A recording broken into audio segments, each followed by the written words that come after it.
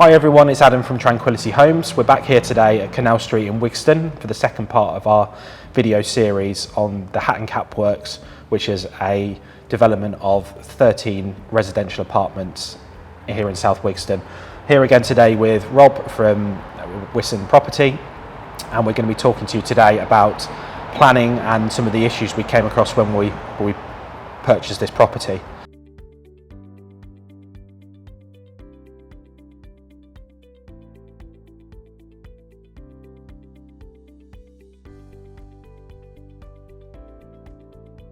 So, a common misconception when buying a building like this, which has planning granted, is that the planning's granted, you can just come in here from day one and start building up your apartments.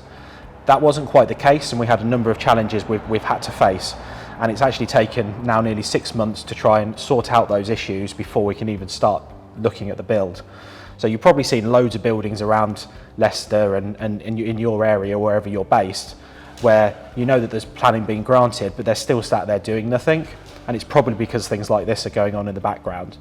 So for this particular site, there was a number of discharges that we had to do as a condition of the planning. That means we've got to put schemes together for the various different bits, which the council have to approve before they'll let us put a spade in the ground and start the development. So what we're going to do today is Rob's going to talk to you about some of those issues and how we look to resolve them. So over to you now, Rob. Yeah, thanks, Adam. So firstly, I think, do you want to talk us through something on this first floor where we are? Yeah, no, absolutely. As you rightfully say, we inherited a building with planning permission, fully granted, but that doesn't always mean that you can actually go straight ahead and build it. Not only do you have conditions to discharge, but sometimes you have technical issues as well that you can't actually build what you've got planning permission for. So in terms of some of the challenges for us here, I mean, if we start looking around, first of all, we have an old building that's got some pipes on the wall that you can see that are draining from a roof that's a valley structure. So one of the conditions for us to discharge with the council was how do we create a surface rainwater discharge scheme really. So they need us to put together a plan for how we're going to deal with surface water. And also, this is a very old building at a time when perhaps workers didn't have toilets, and there's no foul drainage in the building either. So another condition that we need to discharge is they need to sign off on the foul drainage system as well that we're going to install. So those are two conditions. And then the third one that we face is, if we just can have a look at the windows, is this building is in a conservation area. I mean, it's a beautiful building. You've seen the outside.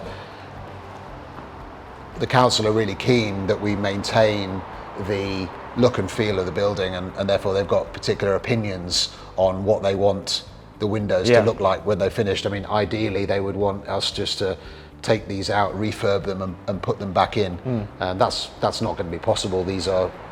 Most of them are rotted, and they wouldn't meet sort of more modern building control standards. So that's another area that we've got to provide a scheme on the windows and get the council to sign off on that. And these are some of the things that we've been doing in the past 6 months. Yeah, and I think we've spent many hours on calls with the architects and various people, haven't we, to try and get to the point where we've got things ready to go. Yeah.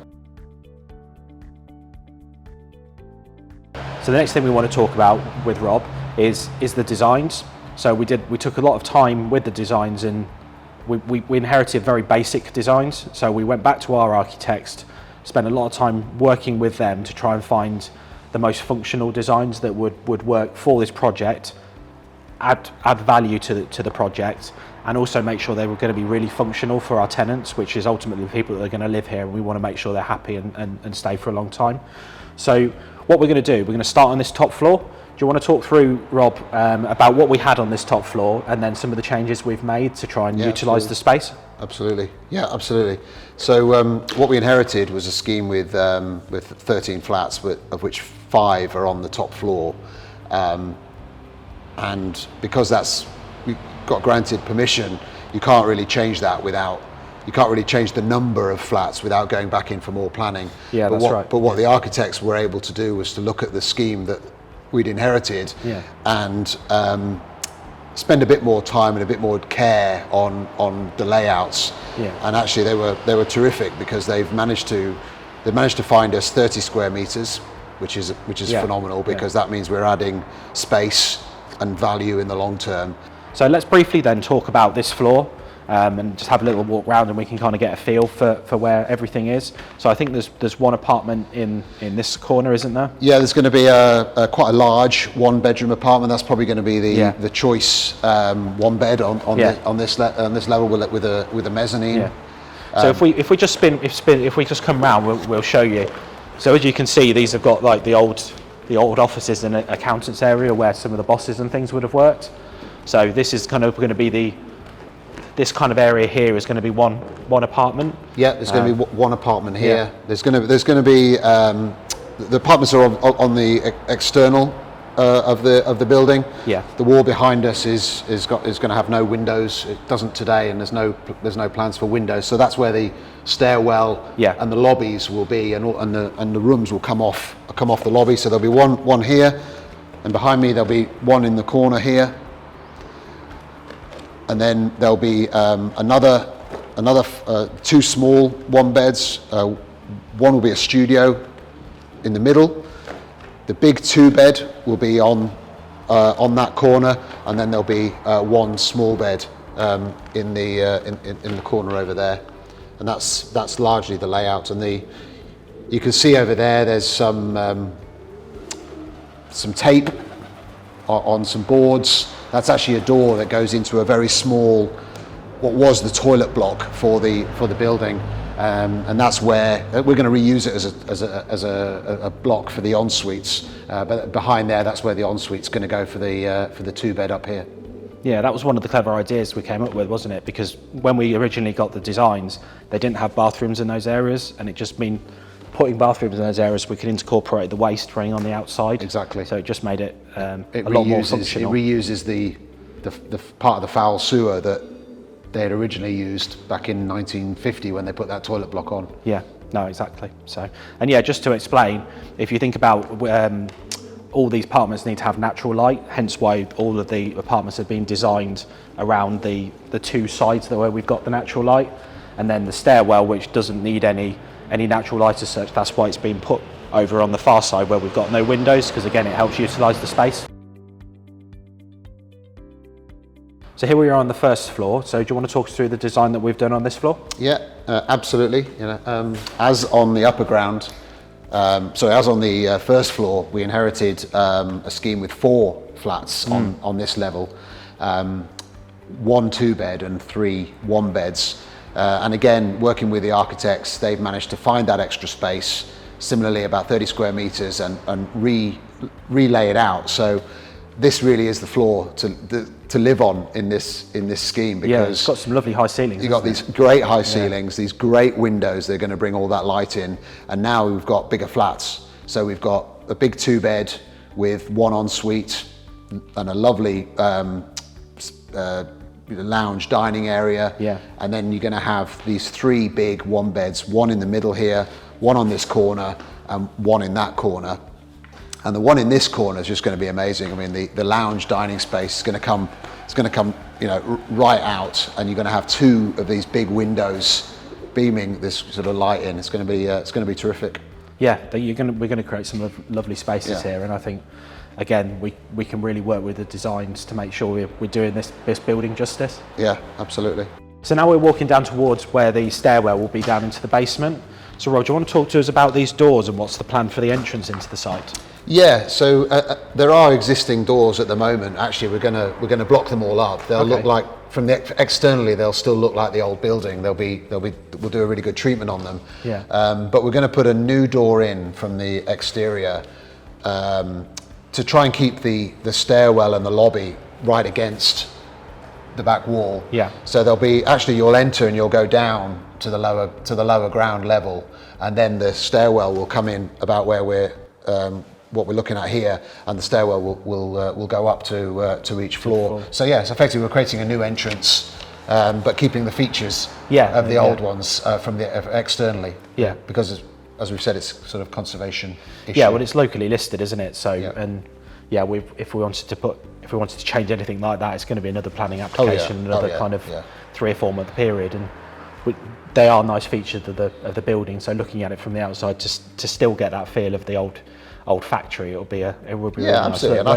And I think it's great to leave the building looking like it did in its sort of former glory. Yeah, definitely. But practically, we need to make best use of the inside of the building for residential purposes. So there was no point in us reusing those as doors. You're just losing a lot too of much space. Yeah, no, exactly. So Rob, we're now down here in the basement. There's going to be 2 beds and 2 1-beds down here. The first thing that strikes me is there's no natural light. So do you want to talk us through what we've done with the design as regards to that? Yeah, absolutely. Similarly to the other floors, the architect found the extra space, so we're going to have some great flats down here. Both 2 beds will have the master rooms will have en suites now as a result of the changes, and we're also going to have some quite nice sized 1 beds as well. Great. Of course, we have to solve some of the challenges of the light, and you may have seen from the external of the building there are some natural apertures which we're going to have to we'll be opening them up to put windows in. So the people living down here will have windows that probably start about halfway up the wall and go to the ceiling. Yeah, so the ground level height's about halfway up. So these will end up having quite big windows. So it'll actually end up feeling really light down here. Yeah, absolutely. Yeah, there will be nice. Yeah, probably a good over 1 meter height on the windows down here. So they'll still bring in some pretty decent light, and you can also see that at the moment being in the basement, we've got quite a low ceiling. Yeah. And at the moment we don't actually have enough height, so we need to resolve that. Which we've been working on in the last 6 months. In fact, I believe we're going to cover that off in a. Yeah, we are. Video. Yeah, you might notice as you look around, there's some big holes in the ground, and I think we'll talk about that a little bit more and explain to everyone what those holes are for and why they're here in a future video. Okay, well that's everything from us today. We're looking forward to finding out a little bit more about these holes and the other issues that we spoke about in this video. Hopefully this has been useful for you. We've had a chance to talk through the designs. As I said, it's been really conscious for ourselves that we've worked closely with Rob on it, because we're going to rent out these flats. So we want to make sure the tenants are going to have a great standard of flat to live in, and they're going to be really functional.